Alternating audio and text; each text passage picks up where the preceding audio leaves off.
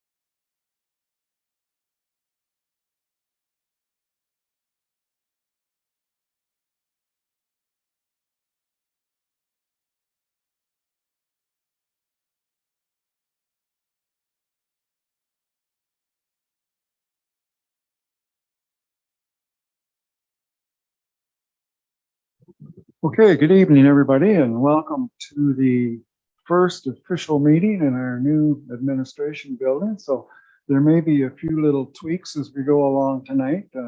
I'm not used to looking at myself up here, so that's going to be something a little different. But anyways, we'll see how it goes.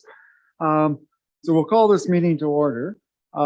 Just before we get into the business of the meeting tonight, I would ask that we have a moment of reflection.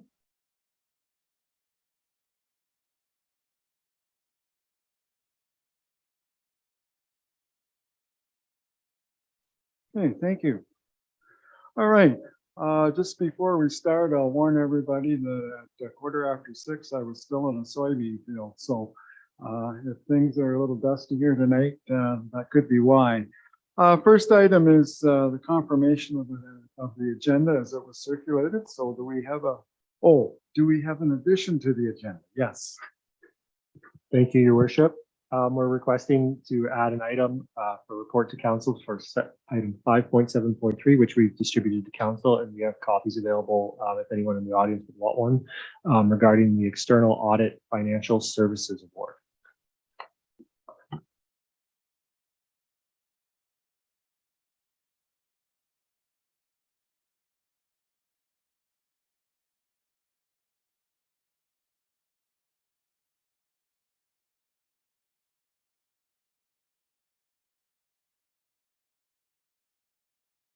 All right, first item on the agenda then, other than the addition, is confirmation of the agenda as amended. We have a mover and seconder for that. Moved by Councillor Murray, seconded by Councillor Rose. Thank you. All those in favor? Opposed, if any, that is carried. I gotta turn my head more. Mention sound's working really good in here. In fact, maybe almost too good. So if you're finding your handset's giving you a bit of feedback because it's actually a bit loud, the volume on the right side, you can turn down the feedback. It's the volume on the right side, Dan, isn't it? And I think if you turn that one down a bit, you'll find you just get a little, I think around the horseshoe here, you're going to find that the volume doesn't have to be that loud. Okay, it's a work in progress. Is that better? Okay, good. All right. Does anybody have a conflict of interest with anything on the agenda this evening? Okay, I don't see anybody putting their hand up. We have a number of items under the consent agenda. We actually have 18, as a matter of fact. Is there anything there that anybody would like pulled or dealt with separately? Councillor Trinkowski? Yes, Your Worship. 4.9, the 2022 Rural Routes final report, please. Okay. Is there anything else? And maybe somebody can refresh my memory. Have we supported any of the municipalities with the regarding strong mayors and building homes? Have we, any of the municipalities? Go ahead. Well, I was actually wondering that same question as we were looking through this, whether anyone had an appetite for discussion on that. I don't think we've supported it or not supported it. Well, it's a point for discussion. We've had several come by, and I don't have a problem if somebody wants to support it, or if you don't want it, that's fine too. Councillor Kinkowski? Well, further to Councillor Bell's comments, and yours, Your Worship, we've received correspondence, but we haven't discussed it ourselves.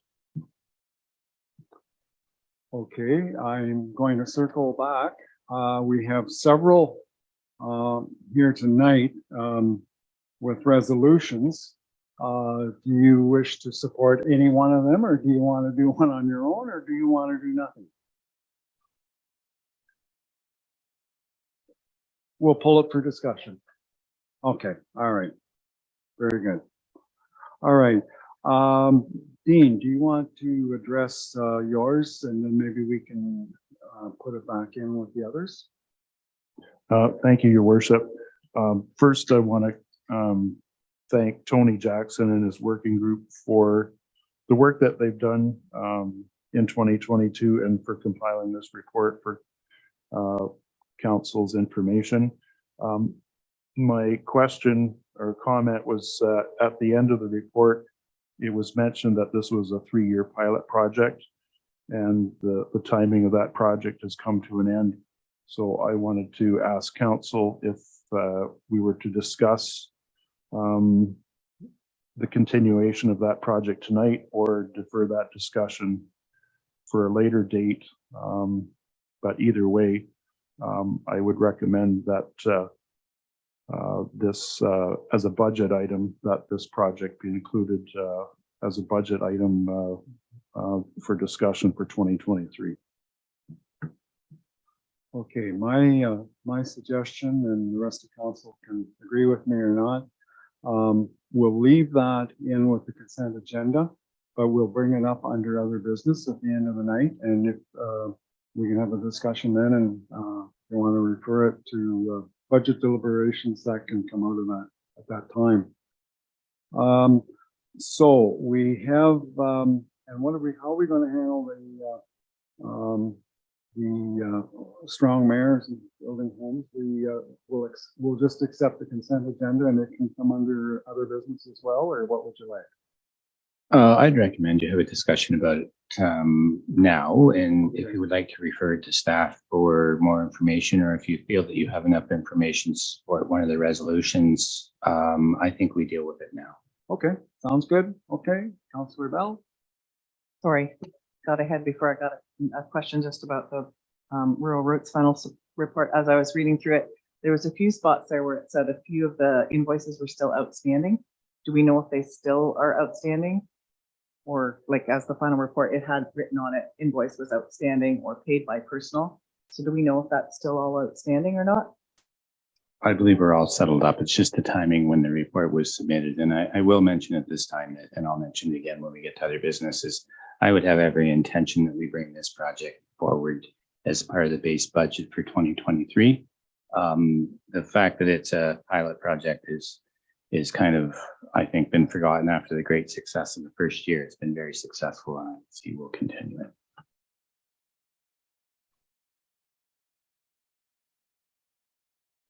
Okay, back to the Strong Mayors and Building Homes Act.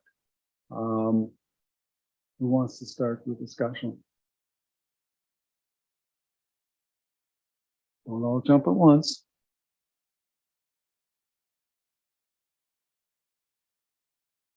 Oh, sorry, Councillor Trankowski.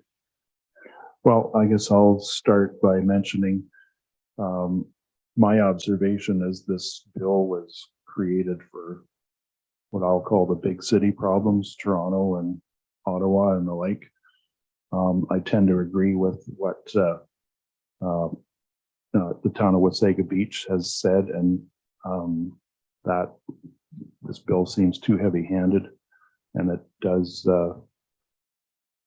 have the potential to erode democracy at the local level.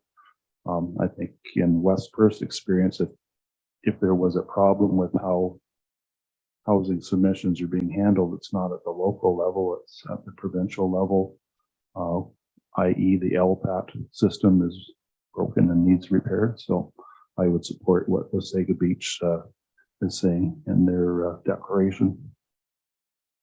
Okay, thank you, Dean. Anybody else want to weigh in on this one? I would tend to agree with Dean, I think, and with all the other municipalities that have supported it, for what it's worth. Now, we could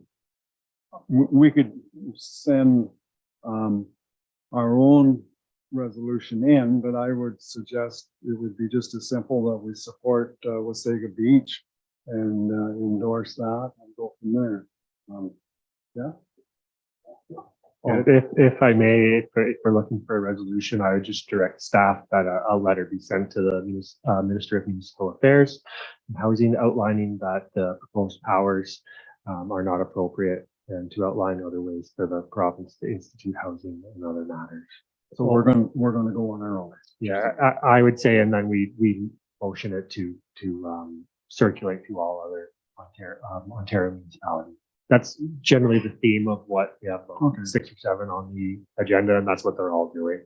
So basically, your letter is going to go to Steve Clark, and you're going to say you support the position of Oasis Beach, and then you're going to circulate it to all the other municipalities. We should have a motion to do that and instruct staff to follow that route. Councillor Bell and Councillor, I'm going to go one side, the other side. I can do that now. And Councillor Duck. Any further discussion on that? All in favor of that motion? Opposed, if any? That is carried. Thank you. Okay, anything else on the consent agenda? Okay, so refresh my memory here, Dan. Did we have a mover and seconder for the consent agenda? No, except the discussion. Okay, so we need a mover and seconder to accept the consent agenda. Councillor Rose, Councillor Matheson, all those in favor?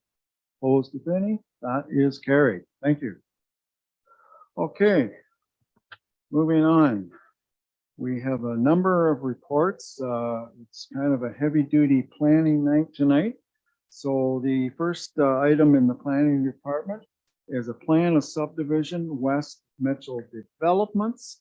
And I believe Susanna Reed is going to walk us through that one. Oh, how many 100 pages of it, Susanna?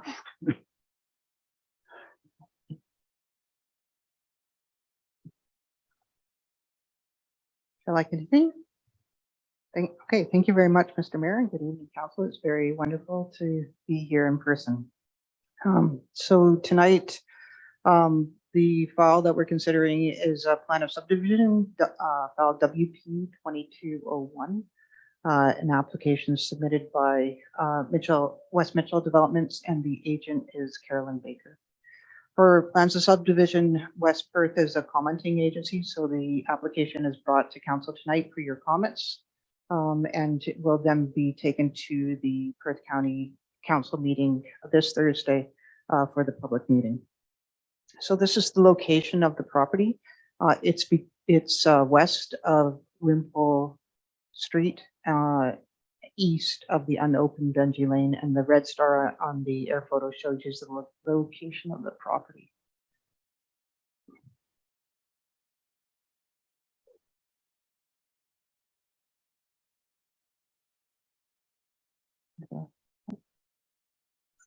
Okay, so this is an air photo submitted by the applicant showing the site, which is just shy of 12 acres. So it's outlined by the dotted black line, so you can see so you can see the unopened road allowance where Dungy Lane is on the west side, and then you can see it extends over the unopened Wimple Street on the east side. Sorry, there we go. Okay, so this is the official plan designation map, and this explains the irregular shape of the plan of subdivision. The designations are from the Mitchell official plan, and the yellow is a residential designation. The white is an agricultural designation. So the application is consistent with the residential designation in the Mitchell official plan. And the white area to the south between the residential designation to the railway tracks is an agricultural designation, and the developer is proposing to continue with that land in the future.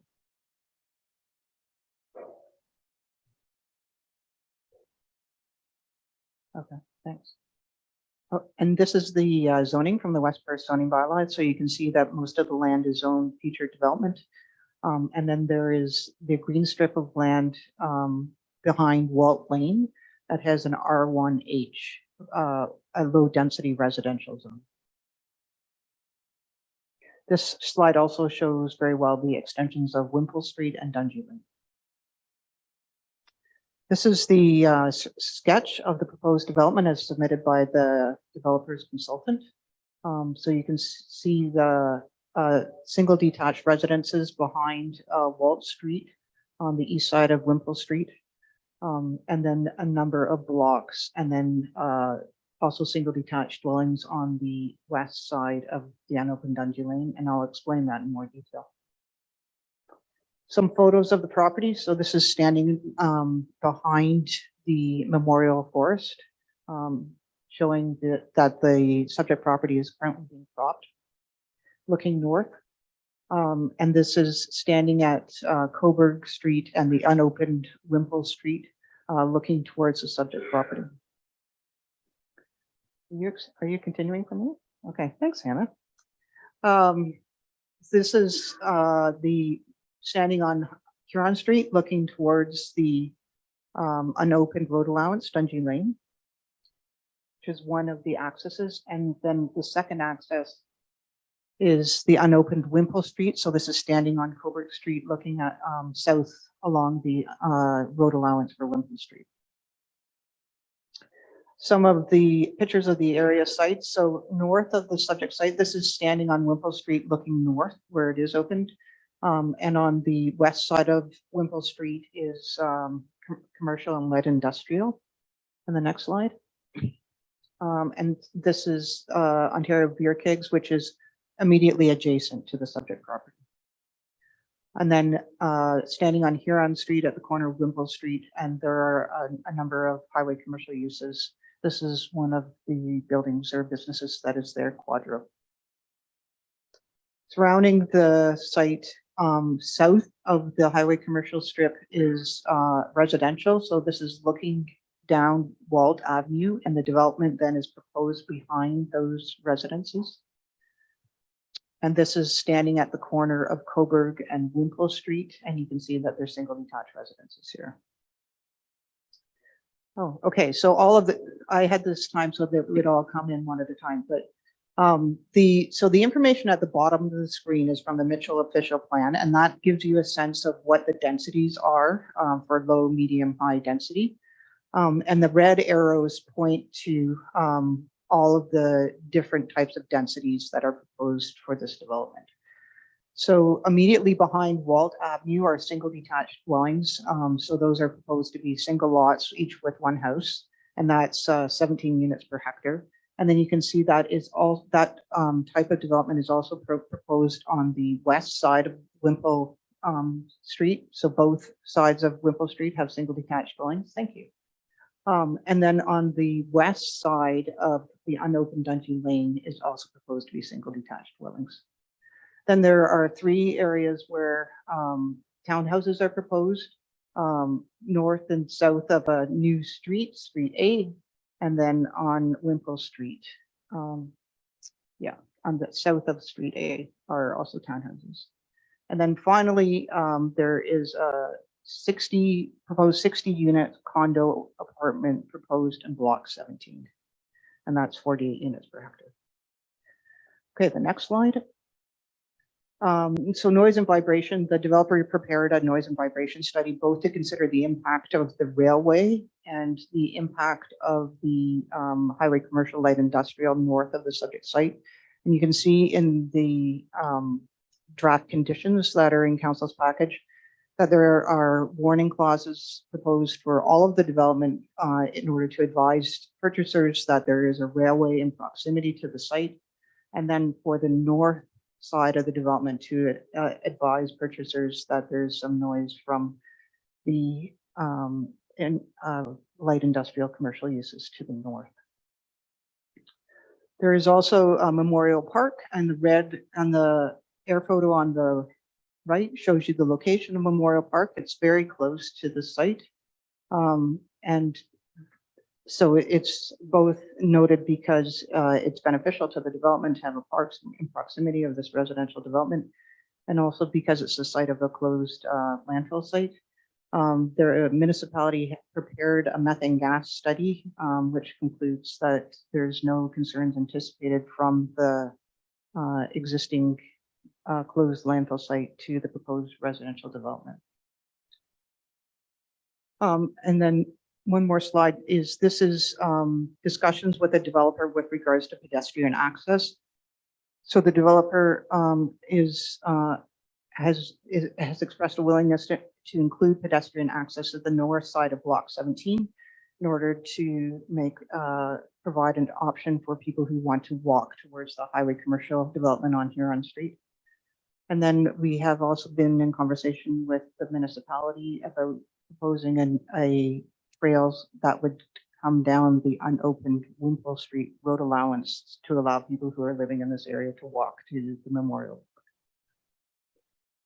The other planning considerations that are included are in the report are an archaeological study.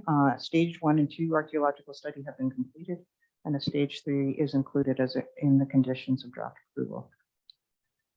So the conditions of draft approval are included in council's package, and the recommendation from the planning department is that council forward the conditions of draft approval to county council for consideration at the October 6th public meeting. I'm available to provide any further detail or answer any questions. Okay, thank you, Susanna. Do you know how many hours it took me to read what you just said in about 10 minutes? Questions for Susanna with regards to this final subdivision? Councillor Tam? My question, Susanna, the piece that appears to be landlocked that they bought from the municipality, they acquired from us. Yes. Why wouldn't it be part of this development, or is there a plan for that area that we could have approved on? Yes. Through you, Mr. Mayor. It's a great question. Hannah, would you be able to go back to slide 3? The next, that one, yeah. So I'm thinking that you're referring to the white area. That is currently designated agricultural in the Mitchell official plan. And I don't know what the background is with regards to the irregular shape of the residential designation. We did have conversations with the developer, and it is their intention to develop that for residential purposes. The reason why it wasn't possible to consider an official plan is because the comprehensive review that has been prepared by county council doesn't provide support for new residential development or designation in Mitchell at this time. So the county council has provided direction and the county's consultant is updating the comprehensive review. And that is a projection with regards to how much land is required based on the anticipated population growth. So because there are other residential designations in the Mitchell area, we didn't have the justification available to support a new residential designation. So for that reason, the consideration with regards to that change to residential purposes has been postponed to consideration to the time of the new official plan. Does that make sense? I would say it doesn't. The question is with regards to, and I've only taken a screenshot, so you don't have the benefit of seeing all the residential designations in Mitchell. Mm-hmm. The question is with regards to how much residential land is needed in Mitchell. And because there are other areas that are designated residential, the growth projections didn't support the ready change of this land to residential purposes. So but 2 things are happening. One is the growth projections are being updated. And the second is that it'll be brought back for consideration at the time of the new county official plan. Okay, any other questions for Susanna? Deputy Mayor Wright? I don't have a planning question. Is Mike Kramer out there somewhere? Not tonight. So phase 1, we won't be able to plow the street because I know Wimple Street in phase 1, they're not going to drive down, back all the way down it, turn around, back all the way down to the south, and then plow it the other way. How's the proponent going to satisfy that? And I don't know if anybody can answer that question, because there's 9 houses on phase 1 that go nowhere. That street, Wimple, does not go to Eleanor Street. Doesn't go anywhere. So that'd be my question. That would be my question. I'll ask Mike tomorrow if there is a plan for it. If anybody can enlighten us. The planner, do you have a plan for it? Oh, is Carolyn Baker, are you there? We'll bring her in, Susanna. She's in the Zoom call. so we'll just bring her in. Great.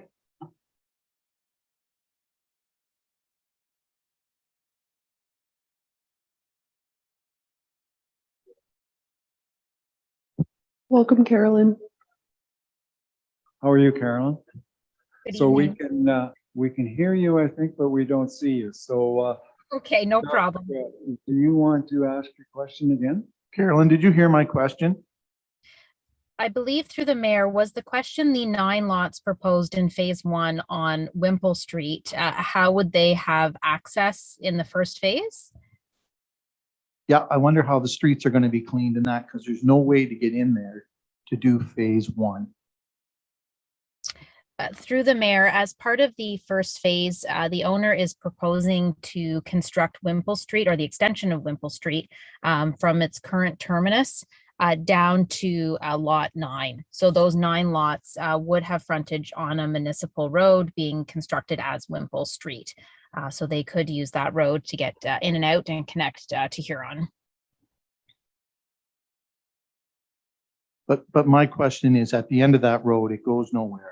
So I'm going to check with Mike Kramer.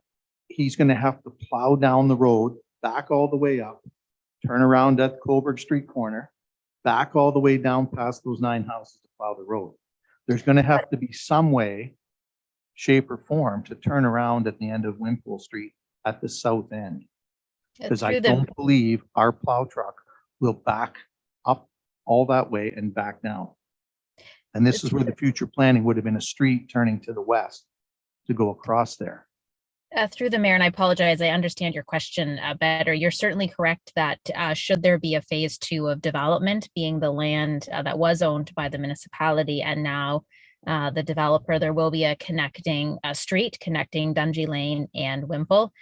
In the interim, typically what occurs in a first phase of a subdivision is what's called a temporary turning circle.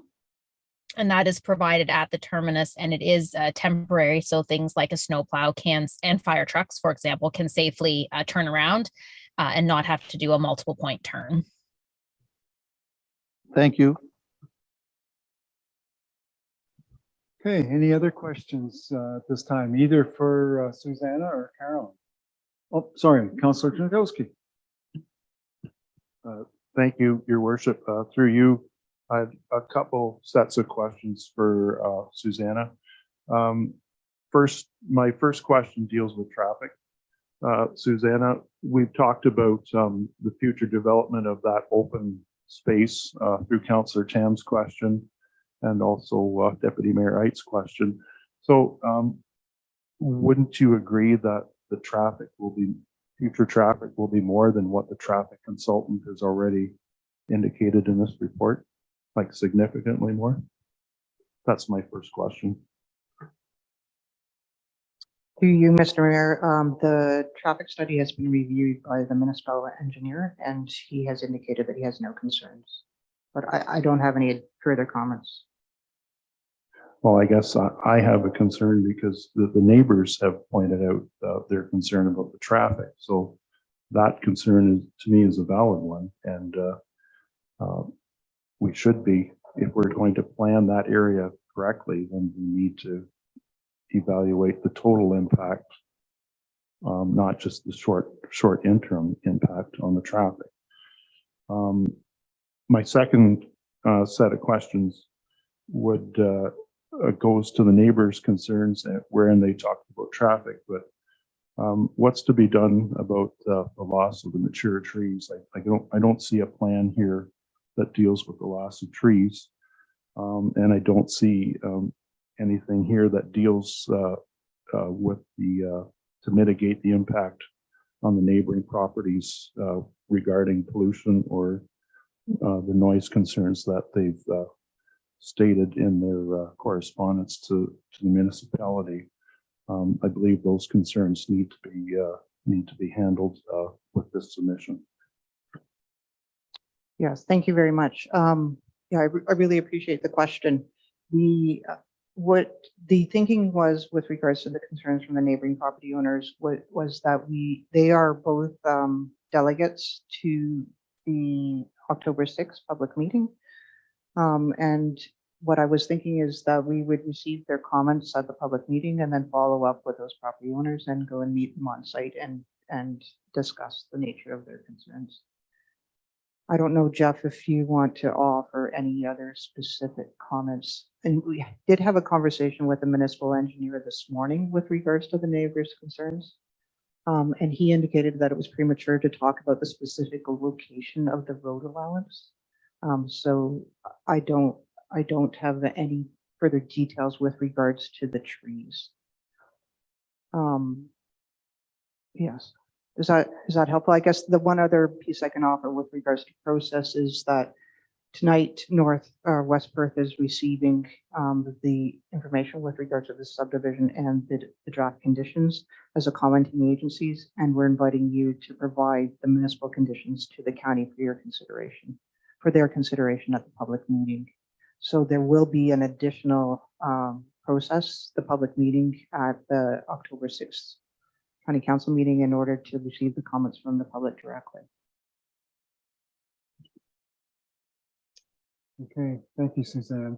And I guess with regards to Councillor Kinkowski's comments about the traffic, certainly I'm assuming that the engineer we used is the one that we use most of the time, and that's BM Ross. And he's very familiar with the future forecasts of planning and that in the municipality. So I would think he would have a pretty good read on how the traffic flow should be.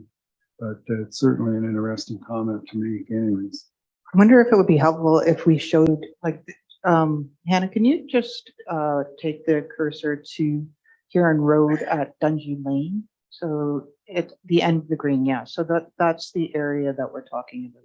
So we're talking about the council has received letters from the two property owners abutting this proposed road allowance, both to the east and to the west. So the discussion is about how the application will impact those two residential uses. For information purposes, that pink hash line indicates that it's a highway commercial designation and it's a highway commercial zone.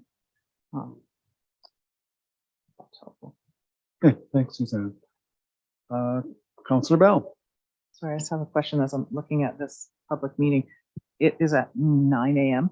Is there any consideration to have a public meeting after hours for those that would like to attend or have comment and not at 9 a.m. on a workday? Just that was something that was asked of me. How come the public meeting for sort of an important, I'm not going to use the word controversial, but just an important meeting is at 9 a.m., not at 6 or 6:30. You want me to answer that? Oh, sorry. Because county council meets at 9 o'clock. And that's where it's being heard. So no, it's- certainly you have the option of, zooming in, and you have the option of a written concerns. No, it's not a negative. It was just the question that was asked to Yeah. me, and I said that was a good question, so I would ask it. It's not being dealt with here. It's being Yeah. dealt with at the county. That's where they deal with subdivision. Go ahead, Jeff. And I just have a couple of clarifications to add, and I think more just for everyone's knowledge that this county application, so the county is the approval authority, and West Perth is providing comments on what the county might consider as proper conditions, and of course we've received the input. Susanna in her comments earlier mentioned that I may have more to offer about the road, and I will offer that we certainly are trying to arrange to meet with the landowners to talk to them about the concerns with the road. The road, this isn't a new road by any means. It's been on the County of Perth official plan for quite a long time. It's in the land use plan. When the land changed hands here in 2017, we provided disclosure information to the real estate agent, which we presume was passed along. And again, it's a road allowance that the municipality owns, and inevitably it's going to get developed because we're not leapfrogging land. We're just logically progressing west along this corridor. And then I will reiterate on the traffic engineer. So the traffic study has been completed. As a municipality, we would refer that to our engineering, which is BM Ross and Associates. BM Ross and Associates, who has reviewed numerous traffic studies in this neighborhood, has replied that they feel that the traffic study is adequate. If the municipality of West Perth has concerns that it's not adequate, I think you could include those in your comments, but it would be against the advice of our own engineer. Thank you, Jeff. I see Carolyn Baker has her hand up. I believe she has some additional information she'd like to present at this time. Carolyn?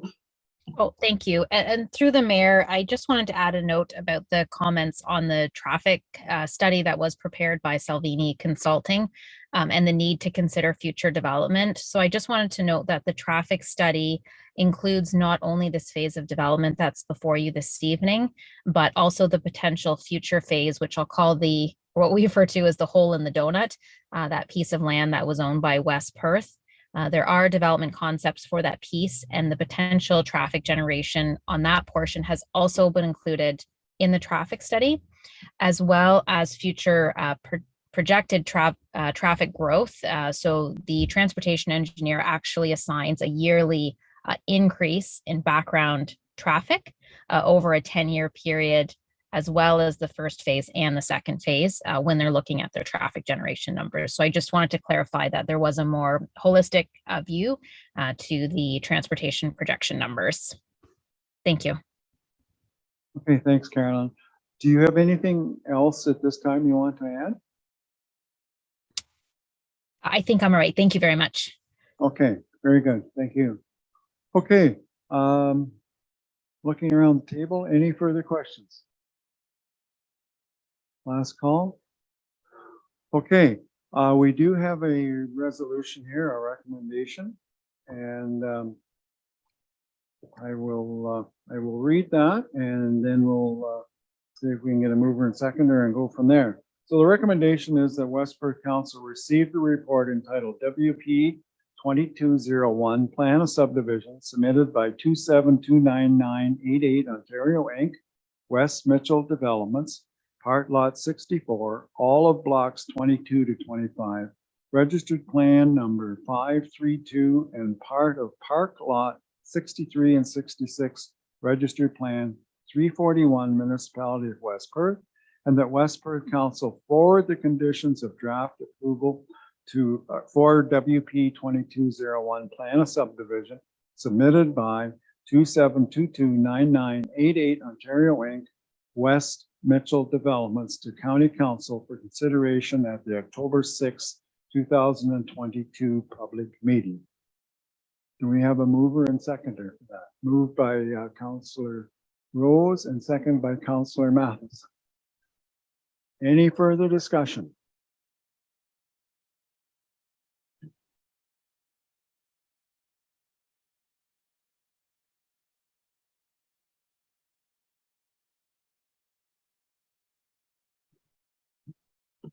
Why I said this in any further discussion. Dean, do you want to add any of your comments to this by resolution? Yes, I would, Your Worship. Okay, so we'll take the resolution addition. So we'll do this one and then it'll be an additional one. Okay, so we have a mover and second for this. And so then I'll ask all those in favor of this recommendation. Okay, just keep your hands up for a second here. Okay, opposed? That is carried. Now I would open the floor up, Dean, for a resolution from you. An additional resolution. Okay, thank you, Your Worship. I would propose in the additional resolution that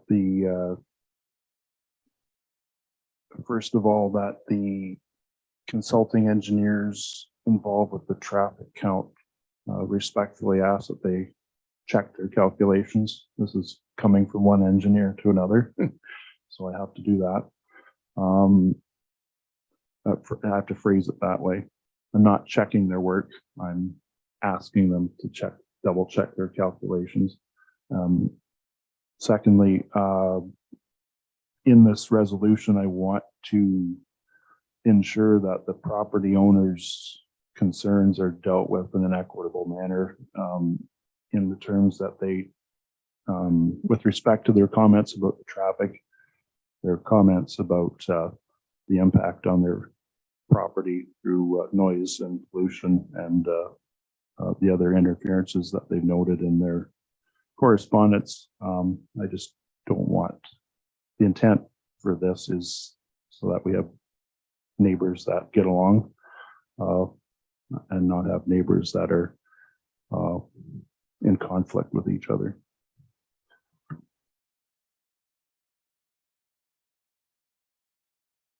So, what's that? Okay, all right. Yeah. Counselor, can I just try to summarize all that in a little bit more? So ultimately, we're looking for a recheck on the engineering calculations, and we're recommending to County Council that they take into consideration the concerns brought forward by Dory Woolrich and Mike Foster. That's correct. It would be regrettable if this has to go into a discussion outside of council chambers. Okay, I take it that you're moving that in. Do we have a seconder for that recommendation? Councillor Duck, okay. So it's moved and seconded. Any further discussion on what Dean has raised? Okay, all those in favor of the resolution? Opposed? Was that up or down, Doug? I saw that. This is up, this is down. Okay, motion is carried. All right, thank you, Susanna. The next item on is a consent application B3522, and I believe Jerica Gilbert is going to do that one for us. So Jerica, the floor is yours.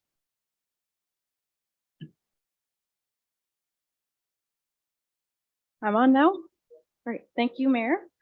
And thank you, Council, for having me here tonight. So this is not my file. It's okay.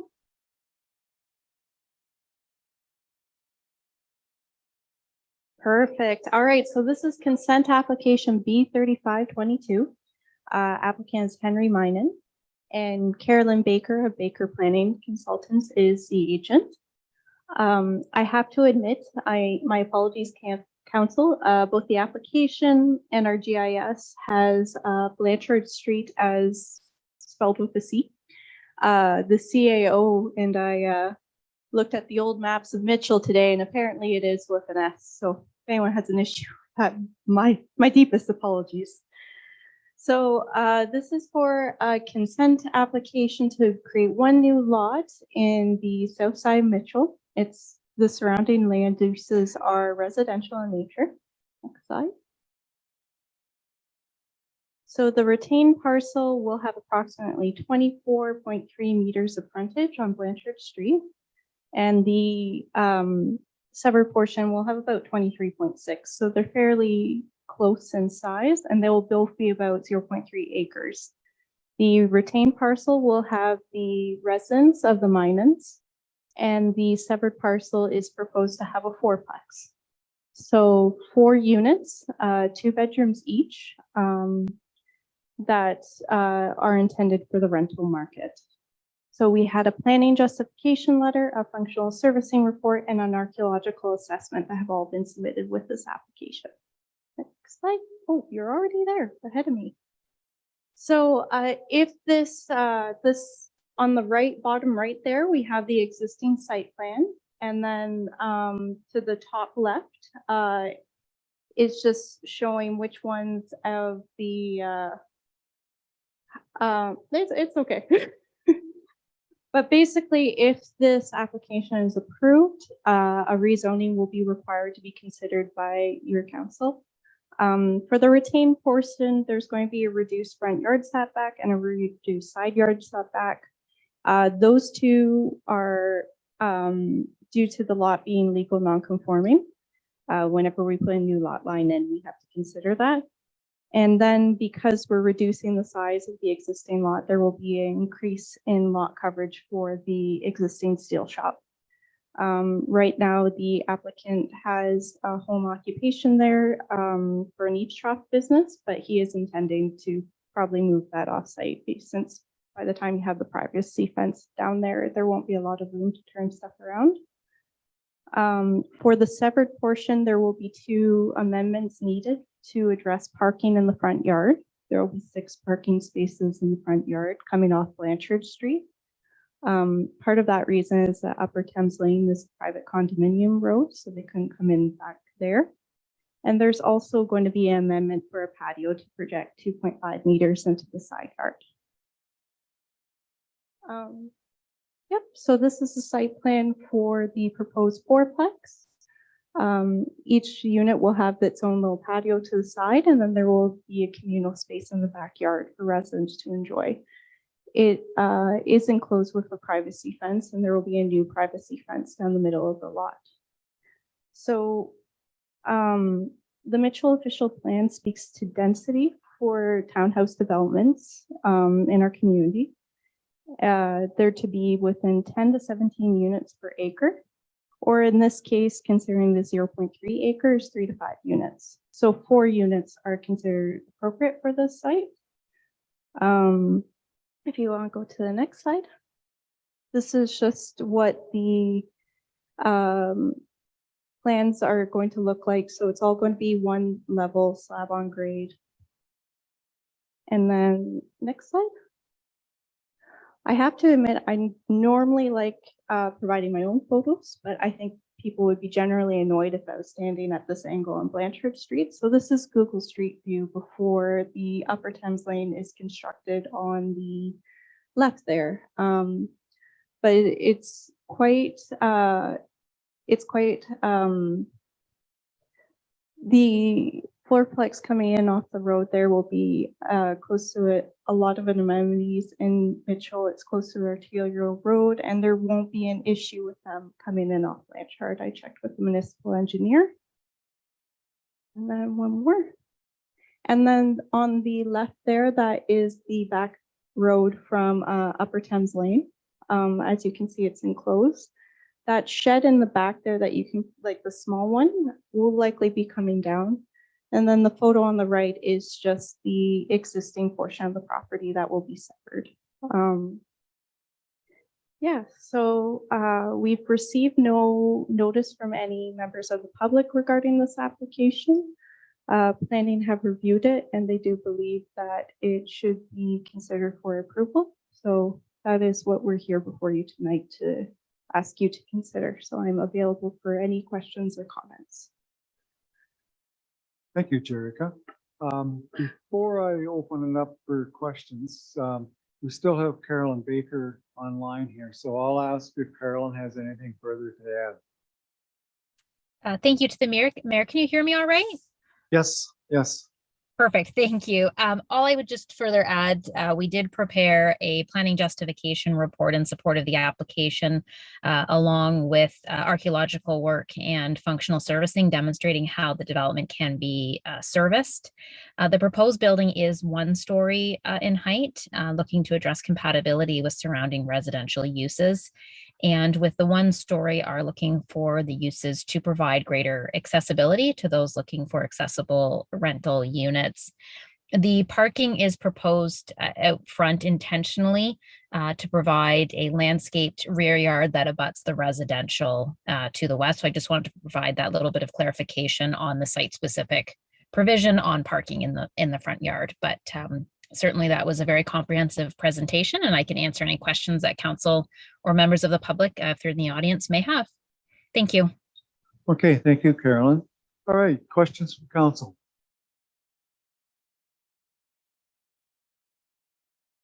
Oh, sorry, Cheryl? Do you have a better diagram of exactly where that is going to access onto the highway?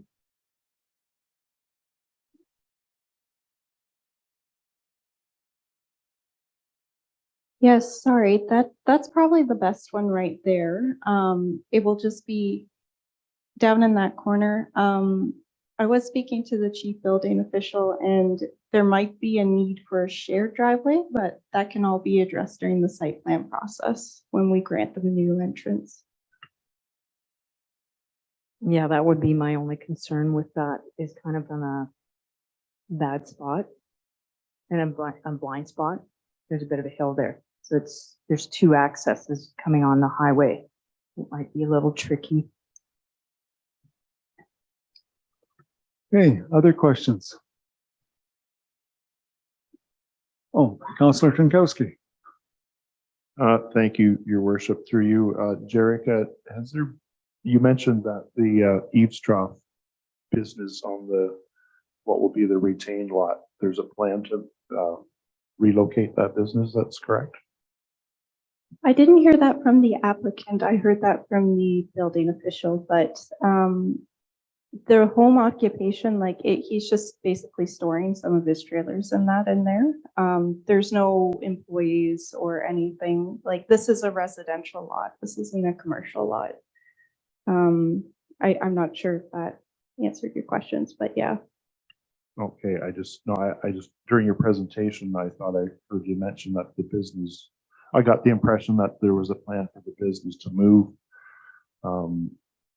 the trailers and whatnot out of that location to a different location. So my question was going to be, was there a timetable for that move, and is that timetable tied to this application? Thank you. Oh, Carolyn, did you have a comment to that? Through the mayor, I would just like to add that the owner has committed to removing that business, in addition to the comments from the building department. Certainly that their intent is to remove it. Thank you. Okay, thank you, Carolyn. Any other comments or questions at this time? Okay, we do have a recommendation here. It's a fairly lengthy one. There's 9 recommendations, and I'm going to ask, as I usually do you want me to read all 9 recommendations, or has everybody had an ample opportunity to look at them on the weekend?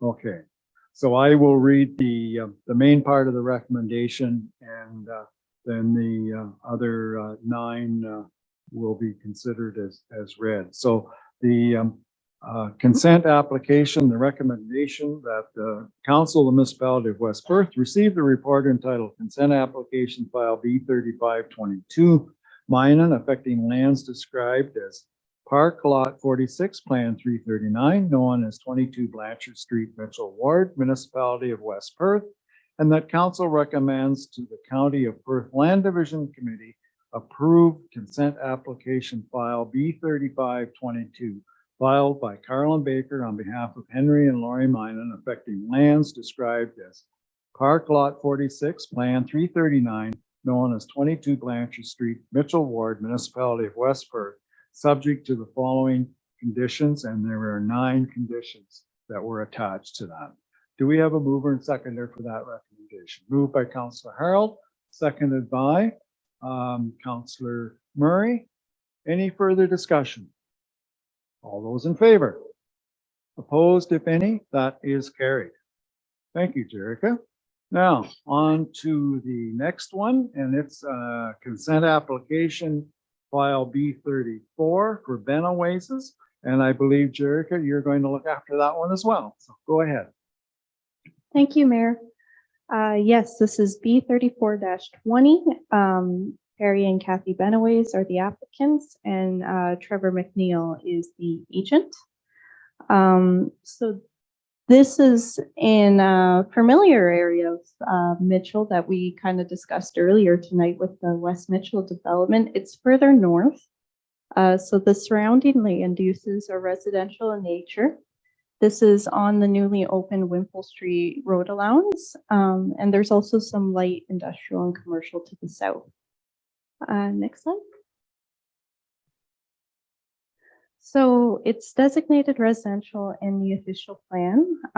It has split zoning on this property. So it's partially zone residential zone, low density zone 1 on the portion where you see the residential home of Kathy and Perry Benaways. The back half, where the proposed development will be, is currently future development, and should this severance move forward to create this new lot, will be rezoned to residential zone 4 to accommodate 8-unit street townhouses. The severed lot will be approximately 1 acre in area with 36 meters of frontage on Wimple Street. And then the retained will be 1.5 acres with 36 meters of frontage on Huron Road. There's been a lot of considerations during the consideration of this application with the sliver of land that's in behind the proposed, thank you, Hannah, the proposed new lot, that's 0.6 acres piece. We tried working with adjacent landowners to see if there was any way that that could either be turned into some other uses or potentially added back onto the adjacent property, which is where apparently back in the day it came from. We weren't able to come to a resolution at this time, but it is the opinion of the planning department that it's not necessarily the case that it won't ever be developed. And we don't think that it should kind of stand in the way of this application going forward. So next slide. Oh, this is just showing the new Wimple Street. So the proposed townhouses will be on the left side of the road there. No, that's okay. We're skipping ahead. There we go. So this is the townhouse concept. So there will be 8-10 townhouses attached. So the Mitchell official plan, as I just discussed previously, proposes 10 to 17 units per acres for townhouses. The proposal is for 8 units, but it should be noted that the maximum limit of attached townhouses permitted by the zoning bylaw is actually 8. So even though it's 2 units less than what it is generally recommended by the official plan, we do still think it's appropriate for this 1 acre. Monthly rent costs will be within the $1,800 to $2,000 range. Now, that is just a very preliminary estimate by the developer, and there's a lot of things that could happen during the construction process that changes that number.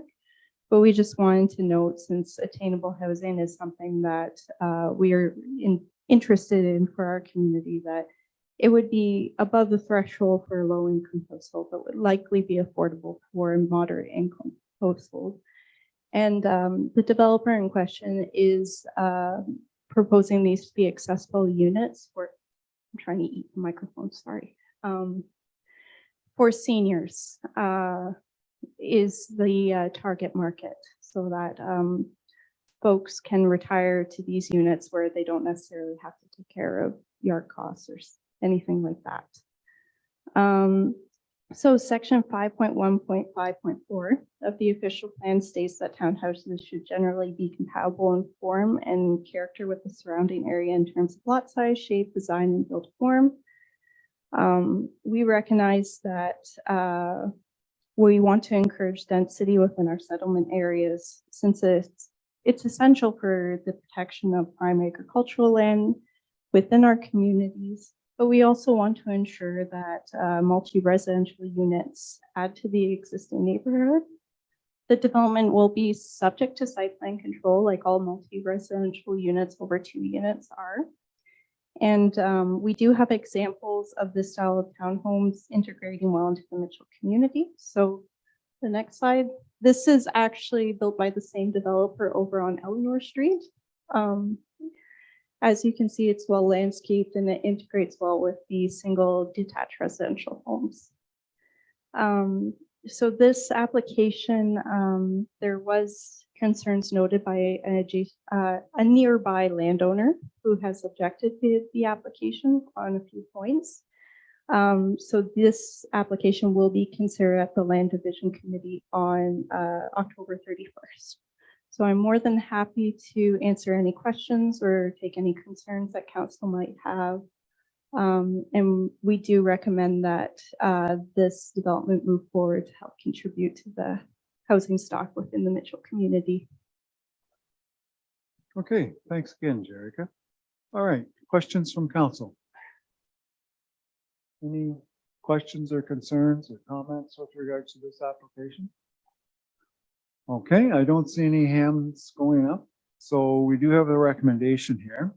And the recommendation is that the Council Municipality of West Perth received the report entitled Consent Application File B34, Benoways affecting lands described as Part Lot 18 Concession 1, former Township of Logan, known as 83 Huron Road, Mitchell Ward, Municipality of West Perth, and that Council recommends that the County of Perth Land Division Committee approve the consent application file B3420 filed by Trevor McNeil on behalf of Perry and Kathy Benoways affecting lands described as Part Lot 18, Concession 1, former Township of Logan, known as 83 Huron Road, Mitchell Ward, Municipality of West Perth, subject to the following 8 conditions. And you've all had the 8 conditions to look at. Do we have a mover and seconder for that? Councillor Rose, thank you. And a seconder, Councillor Tam. Any further discussion? All those in favor? Opposed, if any? That is carried. Thank you. Thank you, Jerica. All right, the next one is a consent application form B26 parent. And are you doing this one or is John doing this? No, You're going to, you're on a roll tonight, aren't you? Good. Okay, good. Go ahead. And my fault, is the clicker working? I can try it. Oh, it's not working. Okay, that's all right. We have a fantastic, oh, is it on? Oh my gosh. Technology. Amazing. I When you know. turn it on, how it works, eh? I know. All right. Thank you, Council. The last one for me tonight.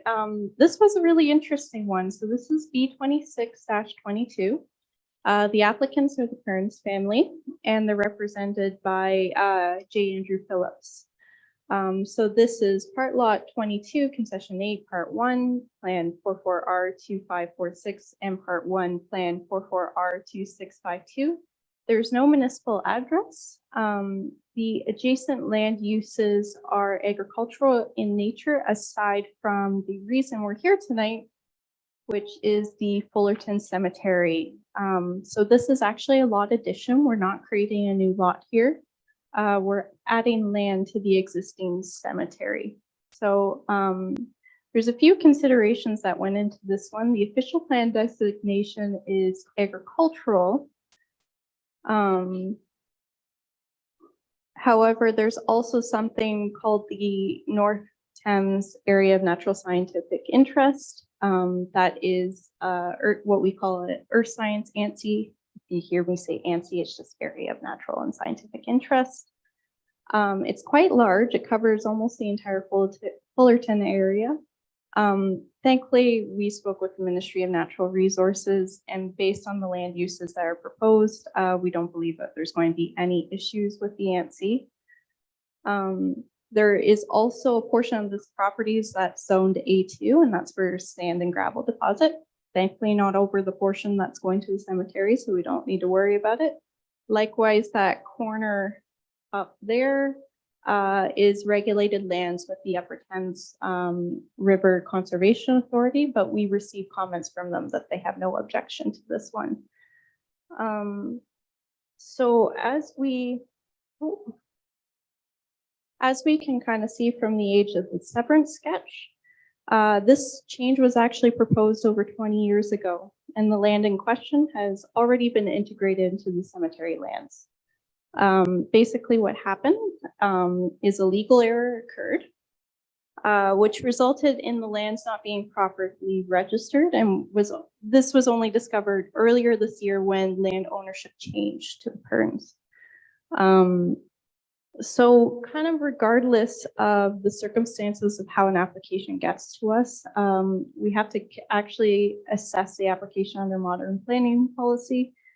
So thankfully, we can Oh, shoot, I'm getting all out of sorts now.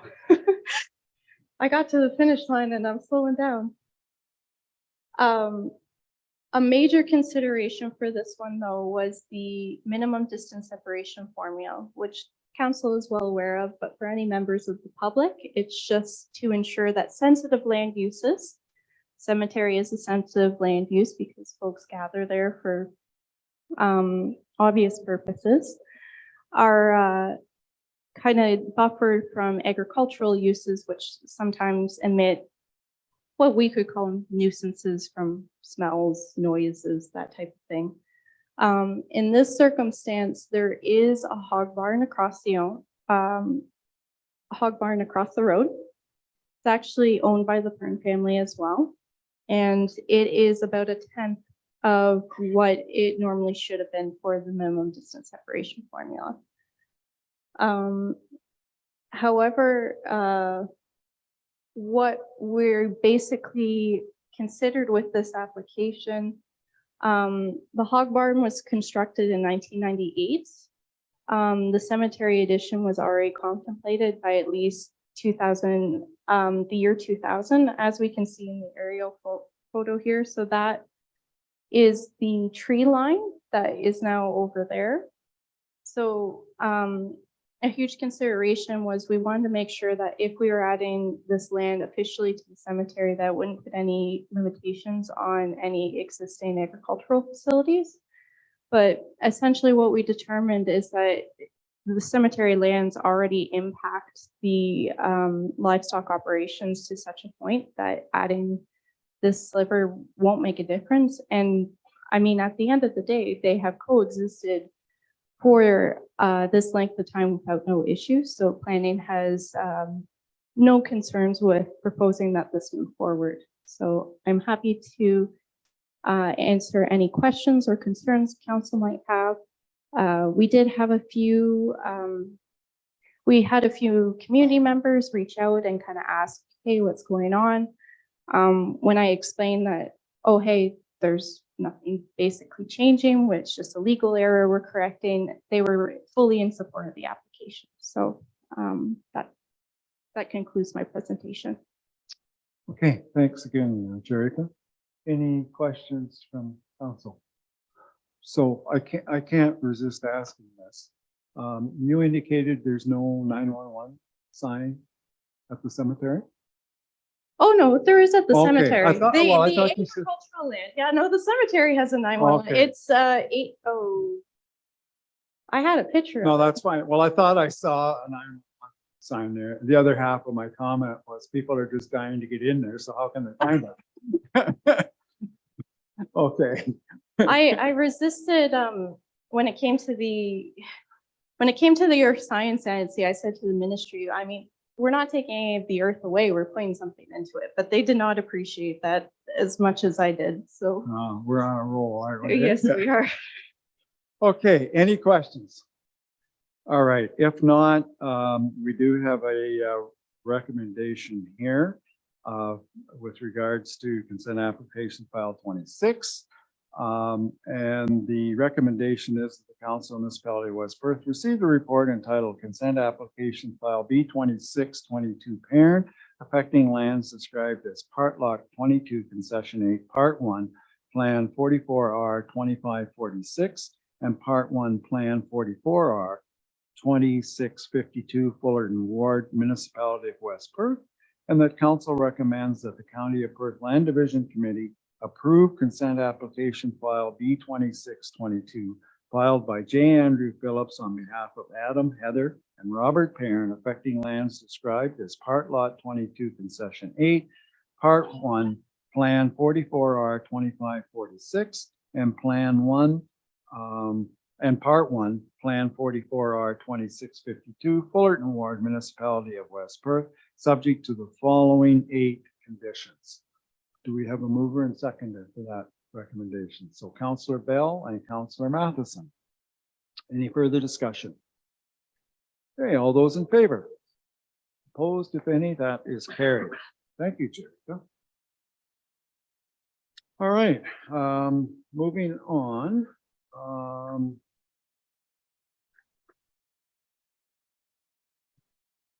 The next one that we have is an application for consent to sever B1322 by Stephen R. Anderson Enterprises. And John Bice is going to look after this one. So John, the floor is yours.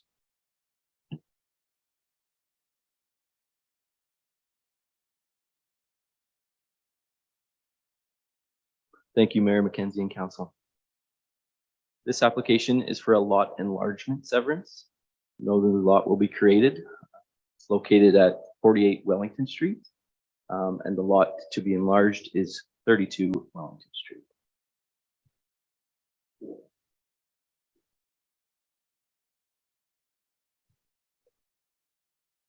There are 3 metal-clad sheds on the 48 Wellington Street property. These buildings are used for manufacturing, a manufacturing warehouse, and storage service. These buildings will remain with the retained land.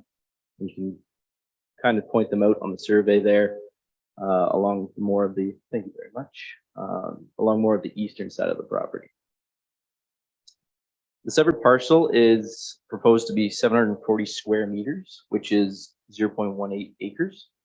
And it's intended to be added to 32 Wellington Street, as previously discussed.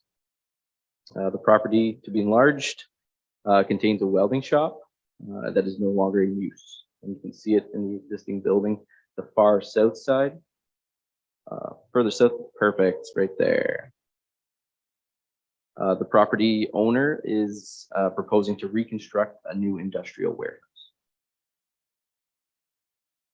The retained parcel would have an approximate area of 0.92 hectares or 2.26 acres.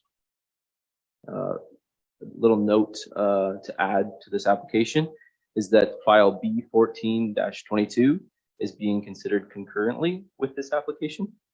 And it is proposing to sever 0.2 hectares or 0.5 acres from 48 Wellington Street, and that will occur on the far western side of 48 Wellington Street. We'll discuss that in a little bit.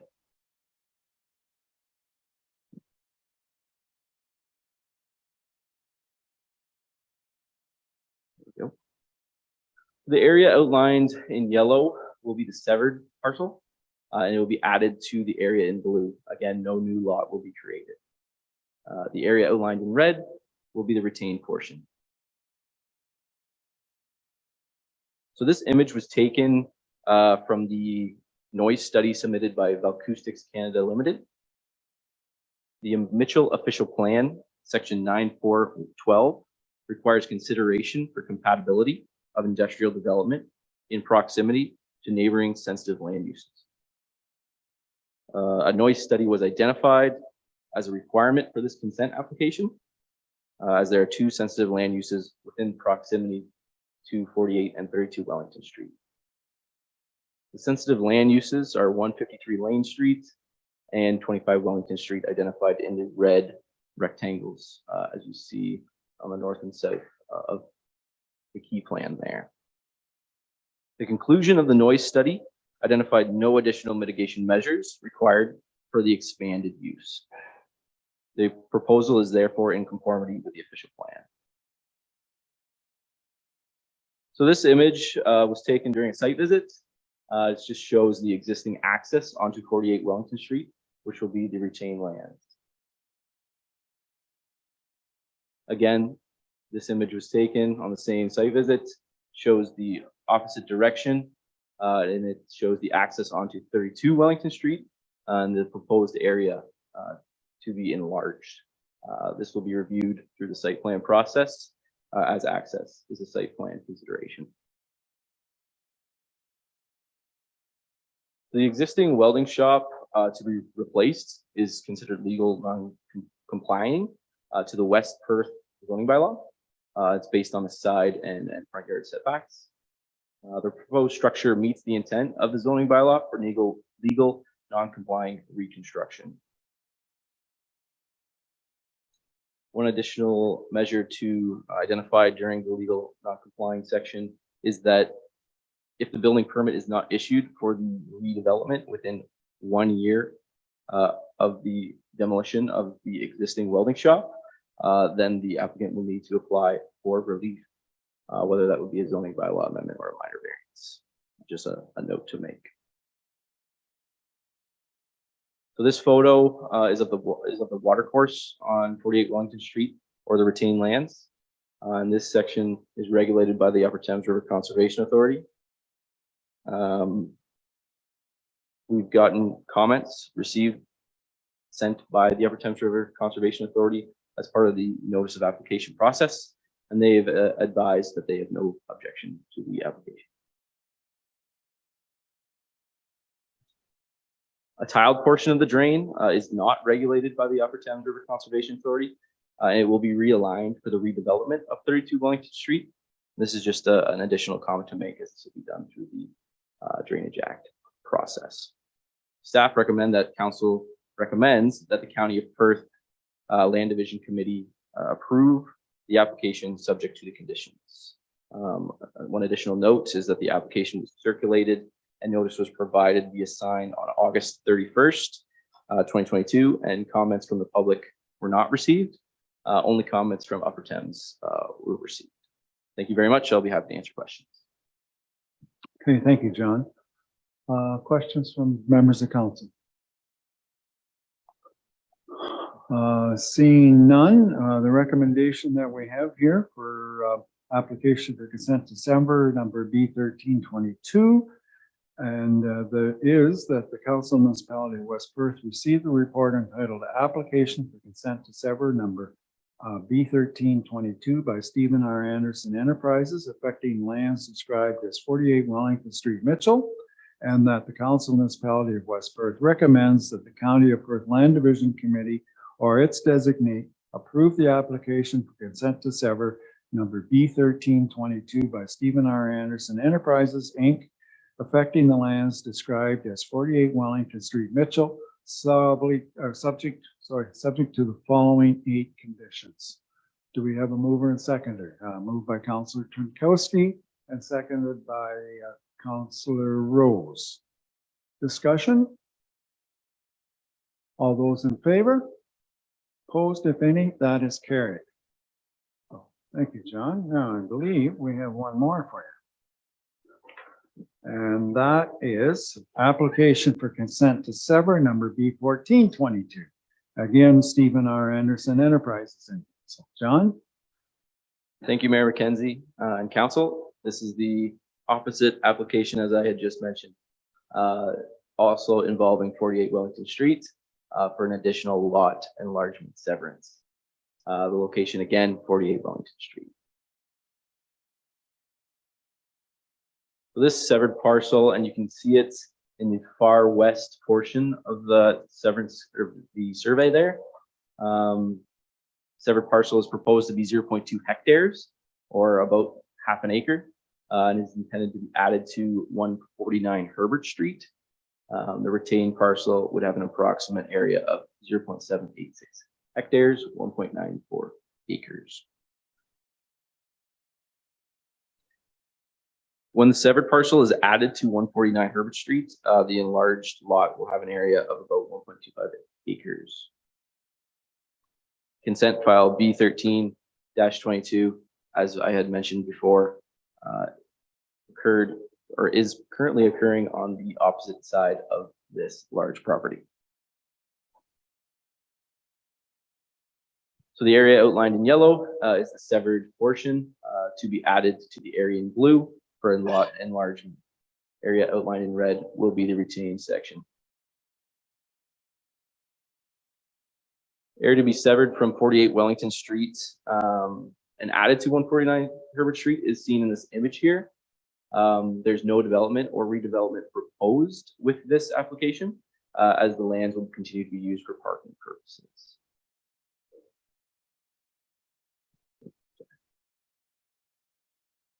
So the properties are both designated industrial in the Mitchell Ward official plan, and the proposal is in conformity with the official plan. The subject property and property to be enlarged are also within the general industrial zones, M2 of the Municipality of West Perth zoning bylaw. The M2 zone permits both the manufacturing warehouse and the storage of those lands to be added to 149 Herbert Street. This photo is of the watercourse on 48 Wellington Street that extends onto the land to be severed.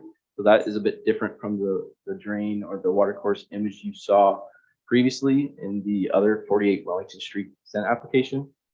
This portion is the regulated portion of the drain or the watercourse. Again, we received comments from Upper Thames who have no objection to the application. So this image above was taken, sorry, this image right here, as you see, was taken at the red star located on that image to the left there, looking to the west. As you see, the regulated portion submitted by the map provided by Upper Thames. So staff recommend that council recommends to the Perth County Land Division Committee that they approve the application, subject to the conditions. I'd be happy to take any other questions as well. Any questions for John on this particular application? Don't see any hands going up. So the recommendation that we have is that the Council Municipality of West Perth received the report entitled Application for Consent to Sever B1422 by Stephen R. Anderson Enterprises, Inc., affecting the lands described as 48 Wellington Street, Mitchell, and that the Council of the Municipality of West Perth recommends that the County of Perth Land Division Committee or its designee approve the application for consent to sever B1422 by Stephen R. Anderson Enterprises, Inc., affecting the lands described as 48 Wellington Street, Mitchell, subject to the following 8 conditions. Do we have a mover and seconder for that recommendation? Moved by Councillor Murray and seconded by Councillor Matheson.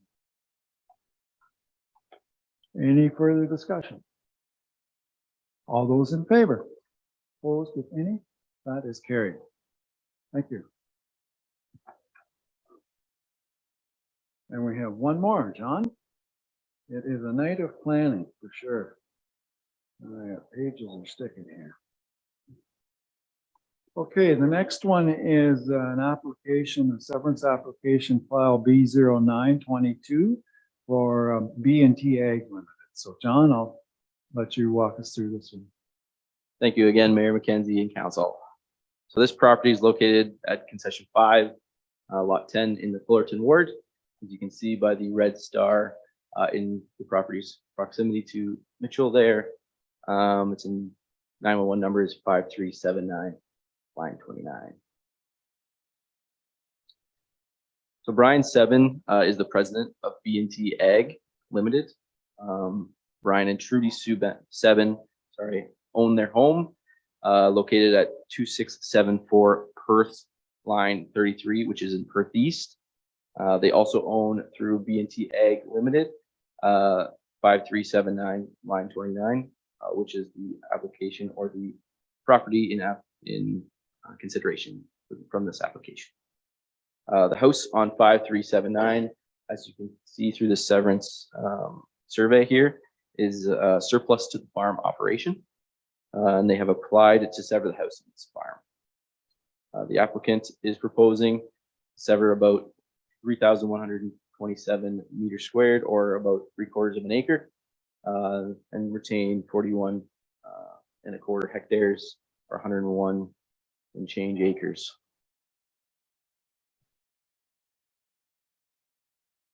The area outlined in yellow will be rezoned through an additional application A1 to allow for the non-farm residential dwelling. And then the area outlined in red will be rezoned A3 to ensure that no residential dwellings or mobile homes be placed on the retained farmland. So this photo of the dwelling was dated August 18th. That's when the site visit occurred. The CBO deemed the dwelling habitable on August 9th. One, I guess, interesting concept with this surplus farm dwelling severance is it includes some cultivated land. It proposes to cut the cultivated area along the southeast edge. And this includes about 884 meters squared of cultivated field, and along the western edge, 546 meters squared of cultivated field. So this is cultivated image number 1. And this image shows that the cultivated area along the western edge of the agricultural field that will be included in the severed portion of the sketch there. And you'll see a little bit more detail in the slides to come. There we go. So this is cultivated image number 2. And this image shows the second cultivated area along the southeast edge of the agricultural field. And this image was taken looking towards line 29. And we'll outline that in the next slide. These two areas make up 884 meters squared and 546 meters squared, and are deemed, or I guess, I know, necessary for the minimum residential use. So the location of the photographs are in the red stars, as you see, on the northern edge there and the southern edge there. The reasoning that they've been deemed residential is essentially because of the location of the well and the septic system. So as you can see along the blue line there, the well located at the southern edge kind of makes a jut out of the field there. So to include the well into the surplus farm building severance, we've included the cultivated field there. Along the other section, the yellow section, as you see, that cultivated field was included based on discussions with the chief building official, who could not find an idea of where the septic was located based on their records. They've received no issues from previous tenants at the location about the septic location.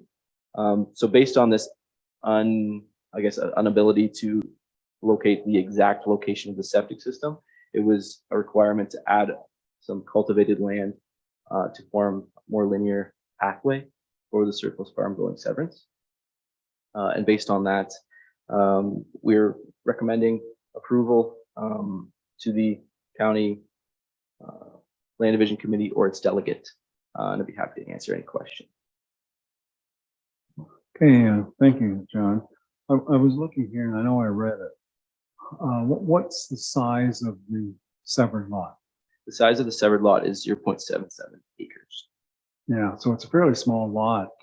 It's unusual to add land to a severance, and I knew that it was a fairly small parcel. So yeah, kind of unique that we do that.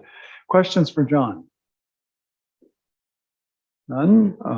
Okay, we do have a recommendation here then. That the Council of Municipality of West Perth received a report entitled Severance Application File B0922, submitted by Matthew Orchard from Mountain Ritzma Phillips Professional Corporation on behalf of B&T Ag Limited for lands described as Concession 5, Lot 10 of the Fullerton Ward Municipality of West Perth, and that West Perth Council recommends the County of Perth Land Division Committee approve severance application file B0922, submitted by Matthew Orchard, Monteith Ritzma Phillips Professional Corporation on behalf of B&T Ag Limited for lands described as Concession 5, Lot 10, Fullerton Ward, Municipality of West Perth, subject to the following 11 conditions. Do we have a mover and seconder for that? Moved by Councillor Harold and seconded by Deputy Mayor Ide. Any further discussion? All those in favor? Opposed, if any, that is carried. Thank you, John.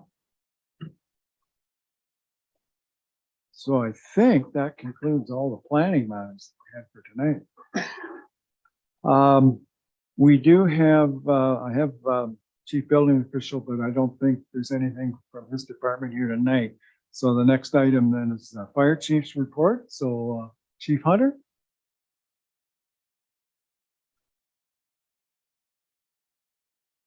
Thank you, Mayor. Excuse me, Mayor McKenzie and Council. First off, congratulations on your new facility. It's an honor to be here before you tonight on your first night in here. Kind of a memorial or a historic occasion, I suppose, either way you want to look at it. Tonight I've got two activities before Council. the May, June, and then the July, August activity reports. As council can see, our incident response has returned to pre-pandemic levels. All of our training is back up to levels that we're doing prior to the pandemic. Some of the highlights from the 4 months, two big ones.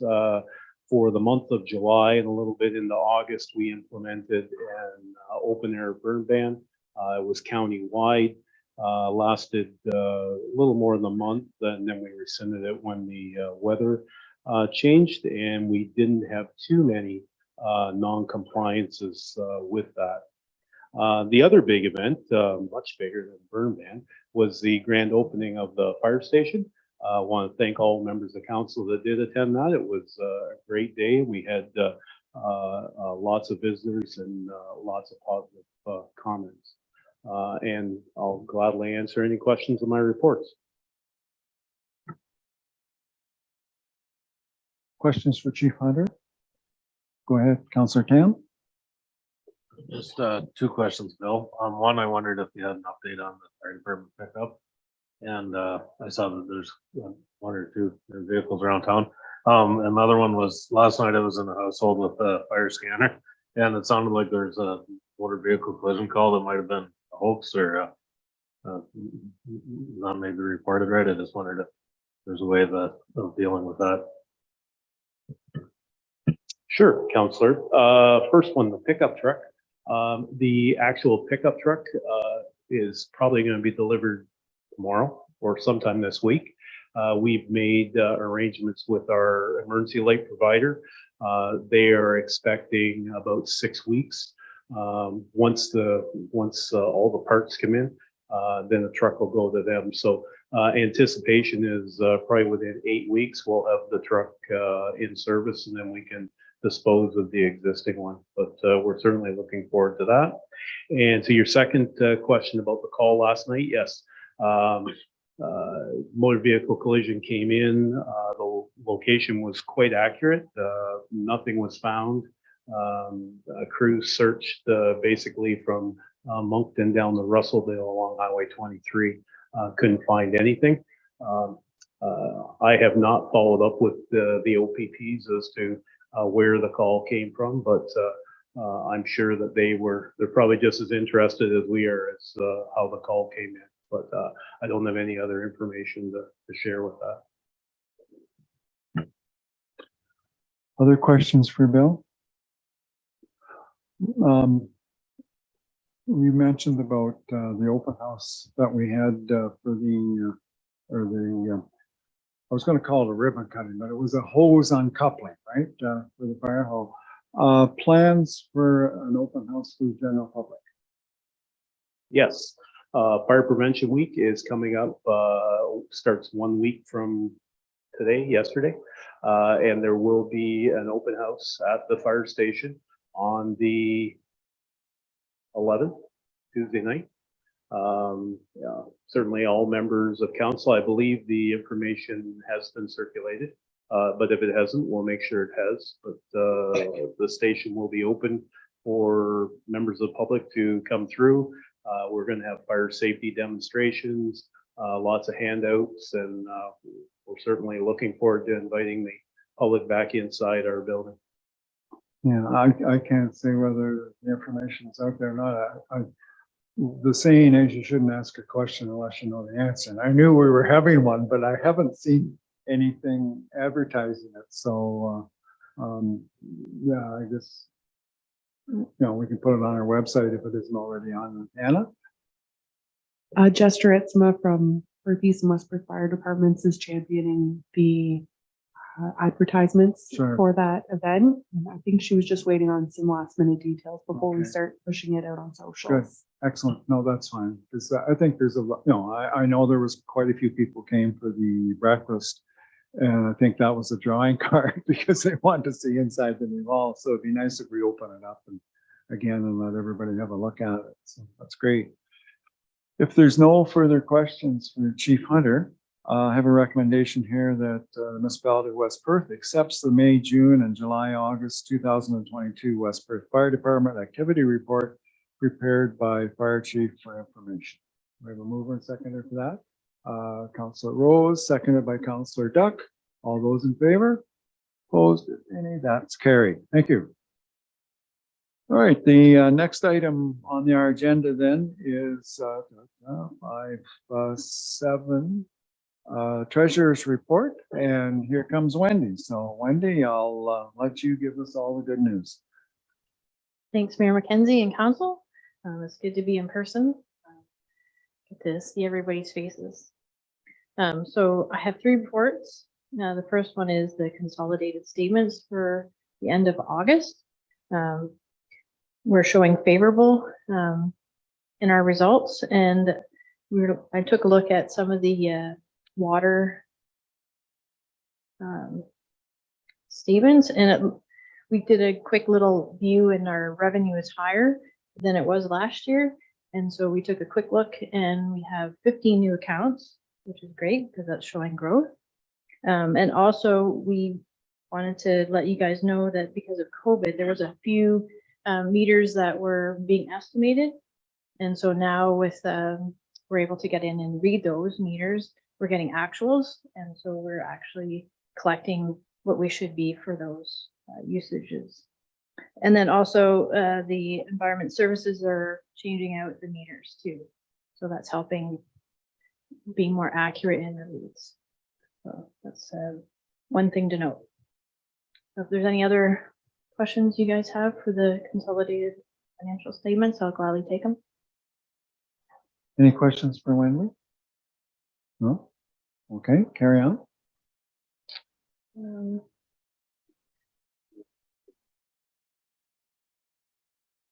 you want a resolution for that one, or do you want me to Yeah, continue? we can do that.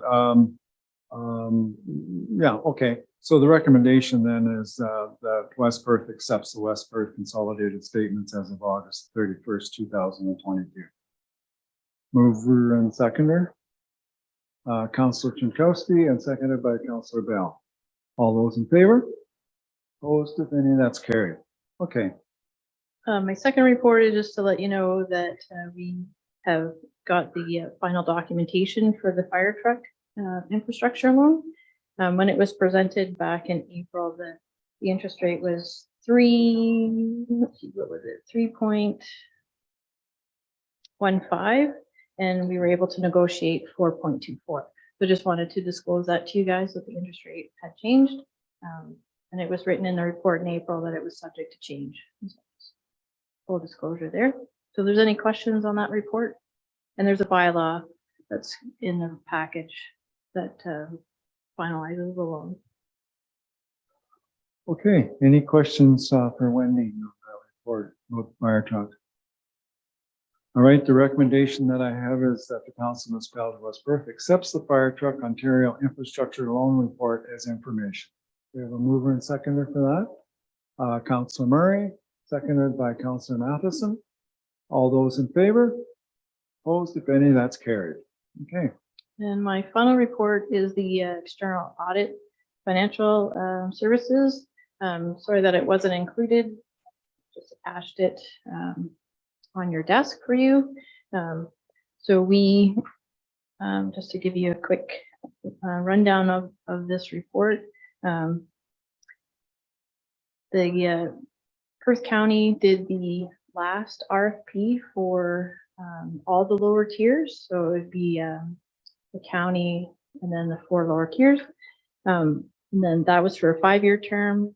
And then we extended BDO's term for 1 year, just due to COVID and the availability to reach out to another audit firm. So we put out for tender based on the Municipal Act. We're supposed to re-tender every 5 years. So we put that out on our bids and tenders, and we had 6 plan takers and we had 4 submissions. And in the table below, you can see the fees that came in for each year. So staff are recommending Seabach and Company. They are the lowest. The total of the contract is $153,200. But each year, was just shy of 30,000 for the first couple, and West Perth hasn't seen those rates since 2011. So we are getting quite a bit of savings.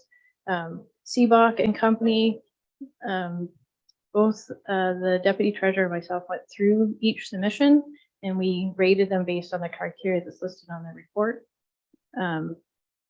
Seabach and company has had the same staff in place, and when I called the local references, so they deal with municipal clients in Huron, Bruce, and Perth County, all the references said that they come in, you don't even know they're here, they kind of do their work and then produce a report.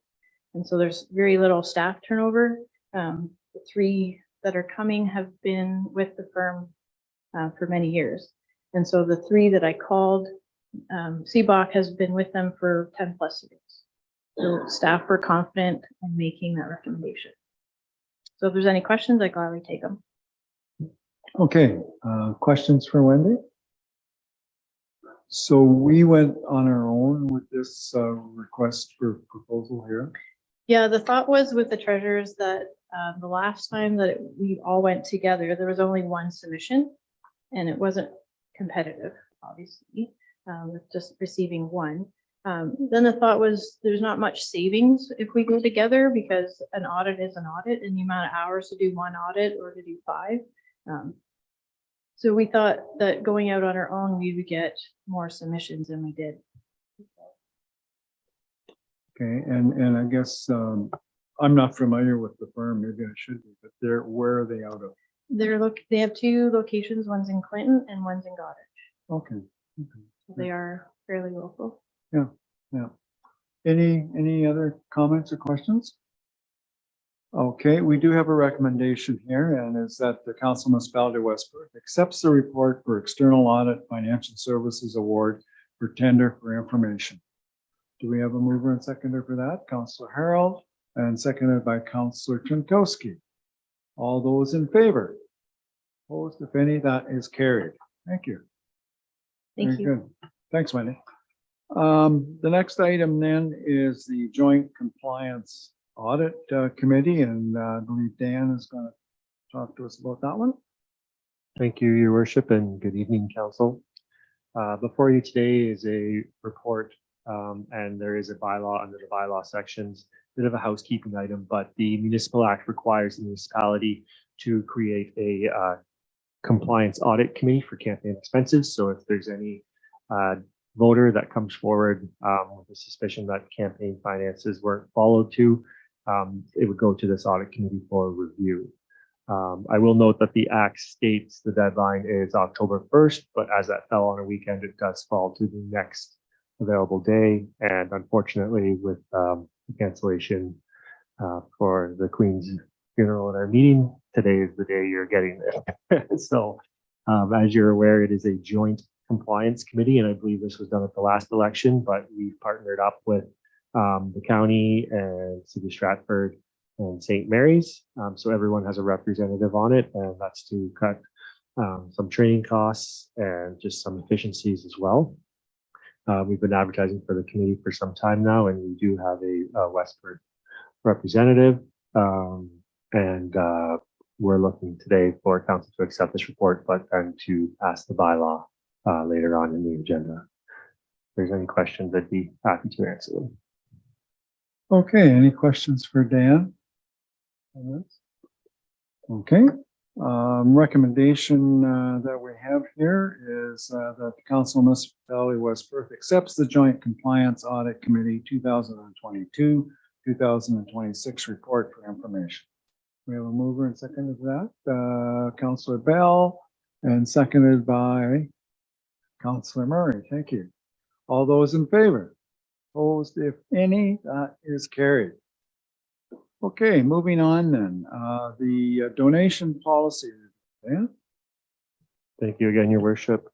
Kind of as a timely matter, we've had the donation policy for a year, and for those who don't know, this is ultimately the municipality granting donations to clubs or service clubs in the municipality, and we get requests as part of our annual budget. The deadline for this is fast approaching, and we've been contacting organizations that have received money in the past or that may be interested to get the word out. Again, because of the date falling on a holiday, we have a revision in the policy to change the date similar to the municipal election act, that it would fall on the next business day. Otherwise, we've just done some minor tweaks to the policy, I would say, and we've added a condition to bring forward some financial statements when submitting your application. Otherwise, we've just added minor clarities throughout the policy and saw this as an opportunity to clean up the policy, but also promote and advertise the program to the public. If there's any questions, there is a red line version that was provided. I'd be happy to address them. Okay, questions for Dan on that? We've had some interest feedback from groups. We've actually had some applications submitted already as well. Good, that's good. Okay, if there are no questions, then a recommendation here is that Municipality of West Perth approve the changes to Policy 82, 2021, the donation policy as presented. Do we have a mover and second? Moved by Councillor Rose and seconded by, don't everybody jump at once, Councillor Bell. All those in favor? Opposed, if any, that's carried. Thanks. The next item then is the council meeting schedule and corporate calendar. Dan? Thank you. Again, just an opportunity to kind of get the upcoming schedule in front of council, current council, and to the public, and as well as looking at bringing forward just some of the training sessions for incoming council, as well as some budget meetings that we're looking to schedule. In addition, we have an item here for the Christmas holidays closures. And we did look at what all the regional municipalities were doing. And from what we took, most of them were closing at noon on the 23rd. We felt it better to close at 1, as it gives people that are working that day, if they need to come in for their lunch hour, then we're here and they can come in. And it's not by any means a plug or an invitation, but I've seen Anne Louise let lots of people in to conduct their business while we are closed anyways. But if there's any questions about that, myself or the CAO who's here could answer them. Questions with regards to the schedule? No questions? Recommendation is that the Council Municipality of West Perth amend the council meeting schedule to add a regular council meeting on October the 17th, 2022 at 7 p.m. and that council authorize the closure of the municipal office to the public on December the 23rd, 2022 at 1 o'clock and reopen Monday, January the 2nd, 2023. Do we have a mover and seconder for this motion? Moved by Councillor Jankowski and seconded by Councillor Rose. Any discussion on when we're open and when we're closed and what we're doing? Okay, all those in favor? Opposed, if any, that's carried. The land acknowledgement policy. Dan? Thank you, Your Worship. An item coming out of the Heritage and Committee meeting minutes that were in the consent agenda, we brought forward to highlight the council. So there was a recommendation in there and draft policy and procedure proposed by the Heritage Committee. And we're bringing this forward to council for some direction. We're looking for direction to kind of take what was offered by the Heritage and Cultural Committee and to bring back more a formal policy. We've had some discussions with the chair, and I think we're completely on the same page as where this land acknowledgement needs to go. And I want to acknowledge all the very dedicated and hard work that's been done by the Heritage Committee to develop this policy and the land acknowledgement. In addition, you'll see that the policy or report attached brought forward it's 6 additional recommendations as far as process goes for formally adopting this land acknowledgement policy. But I would just be clear at this time that we're not looking for council to approve this policy as is. We'd like to kind of bring it more into our corporate format and then present it to council formally as outlined by the 6 resolutions below. If there's any questions, I'd be happy to address them. Okay, any questions for that? Address them to Dan. or to Murray, the Heritage Committee?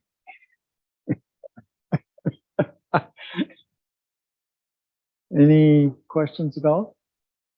Okay, the recommendation here, it's fairly lengthy, but anyways, that the council municipality of West Perth direct the clerk to use the draft policy proposed by the Heritage and Culture Committee to provide council with a draft land acknowledgement policy for review, and that council adopt the following recommendations provided by the Heritage and Culture Committee. That the attached report regarding First Nations land acknowledgement be received, and that a formal invitation be extended to Chief Maigan Henry, former chief of the Chippewa of the Thames First Nation, to attend a meeting with West Perth Council to be given the opportunity to share about the land acknowledgements prior to a formal adoption of the land acknowledgement policy. Excuse me. And that West Perth Council endorse the land acknowledgement policy after the recommended meeting with Chief Henry or his designate, and that formal ceremony be held at an appropriate time for the first official reading of the land acknowledgement with an invitation to Chief Maigan Henry, as well as to representatives from the other First Nations acknowledged in this document to attend. And time and resources would be made available for the annual National Day of Truth and Reconciliation to provide education opportunities for our residents to learn about the truth and reconciliation, our history, the impact of colonization on First Nations, First Nation treaties, and our neighboring First Nations, and that council continue to pursue opportunities to work alongside our neighboring First Nations communities for the betterment of all. Do we have a mover and seconder for that? Moved by Councillor Duck and seconded by Councillor Murray. Discussion? No discussion? Okay, it's kind of fitting that we just had Truth and Reconciliation Day on Friday. So moved and seconded. All those in favor? Opposed, if any? That is carried. Any goodies from the CAO? Nothing formal? No? Any fish? No, okay. We do have just stories, yeah. We do have a number of bylaws here. We actually have 6, and bylaw 58 is a bylaw authorizing the borrowing upon amortization debentures that we talked about the fire truck. Bylaw 59 is a bylaw to appoint members to the Joint Compliance Audit Committee. Bylaw 60 is a bylaw to appoint a deputy clerk. And we should have maybe introduced Audrey, because I don't think this is your first council meeting, isn't it, Audrey? Do you want to stand up and we'll center you out?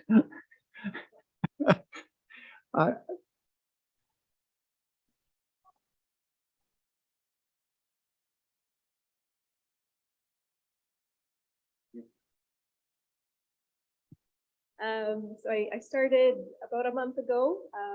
It has been an eventful month so far, and I'm really looking forward to working with everyone. Thank you. We're glad to have you, Audrey. I've met her a couple times. So yeah, it's just great. I think you arrived, was it the day of or just the day before everybody moved? I spent 2 days in the old municipal building, and then we made the move to the new building. So Right. I was able to see part of that for a couple of days. Right. Well, we're glad to have you. That was on purpose. Yeah. So we also have a bylaw 61 being a bylaw to appoint a deputy division registers and deputy issuers of marriage licenses. And bylaw 62 is a bylaw to appoint a lottery license officer. And bylaw 63 is a bylaw to stop up and close a portion of Wimple Street, Plan 339, Mitchell being Part 1, Part 2, Part 3, and Part 4 on Reference Plan 44R 6036 in the municipality of West Perth. Do you want to say anything about that bylaw, Jeff? That bylaw is just implementation of the sale of the 3 Wimple Street lots that we're working through, and that's probably just a confirmation of which one it is. It's the lots between Goderich and Exeter Rail and Clayton Street at the southwest corner. Okay, I saw some heads nod, so I think it was good we clarified that. The recommendation then is that the Council Municipality of West Perth gives first, second, and third and final reading to bylaw 58, 59, 60, 61, 62, and 63 this third day of October 2022. Do we have a mover? I'm looking right at the deputy mayor. Thank you. And seconded by Councillor Harold. Any discussion on those bylaws? Discussion? Question? All in favor? That is carried. Any notices of motion? None that I was aware of. Other business, and we have one item carried over from the consent agenda 4.9 with regards to rural routes. And Dean, I guess maybe I'll let you lead the conversation on this. This is with regards to our rural planting tree program. So, thank you, Your Worship. Yeah, so a group of volunteers, I guess, approached the municipality. Was back in 2018 to plant trees. The mission was to plant trees in West Perth. The rationale behind that is West Perth was cited by the conservation authorities in our municipality that West Perth had a percentage in terms of tree cover across the municipality. So that was the focus, was to increase the tree cover. And since then, we've had our ash trees are dying from natural causes, disease, and so forth. So it places greater importance on the impact of this program. And given what we discussed here tonight about trying to preserve mature trees, save them from being cut down due to development and so forth, I think it behooves us as a municipality to not only continue this program to improve the tree cover. This program is designed specifically for the rural wards.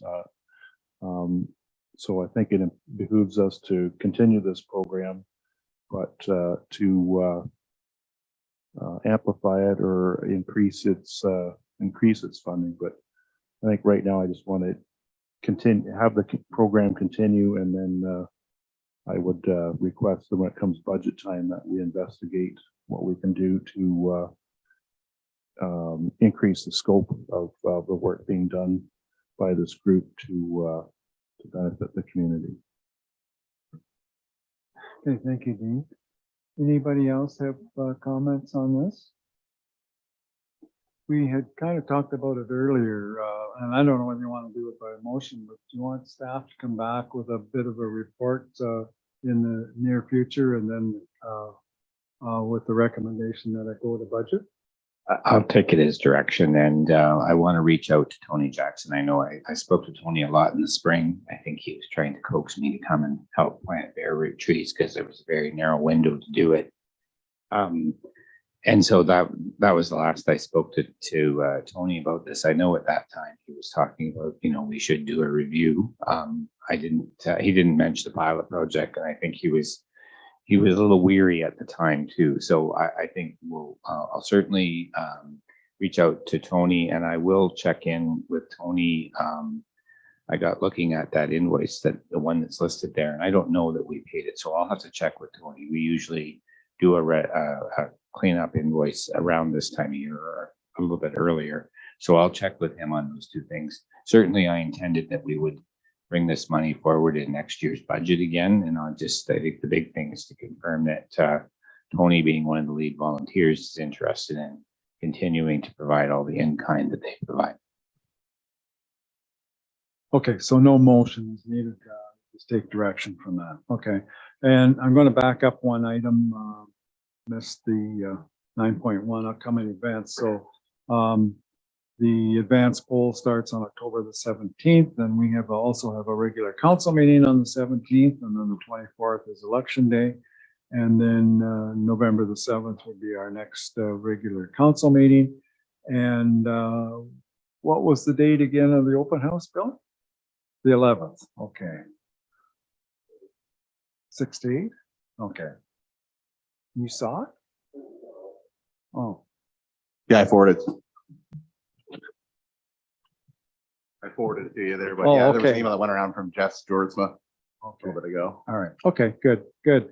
Okay, is there anybody else with any other business at this time? Okay, we do have a closed session, and so I would entertain a motion at this time that we go into closed session to gotta look at the time here, 9:06 for the purpose of addressing litigation or potential litigation, water, wastewater, a proposed or pending acquisition or disposition of land by the municipality or local board, Georgina Street. Do we have a mover and seconder for that, please, at this time? Counselor Jankowski, seconded by Counselor Duck. All those in favor? Opposed, if any? That is carried, and I understand that we're going to go into the committee room for our closed session and then come back in.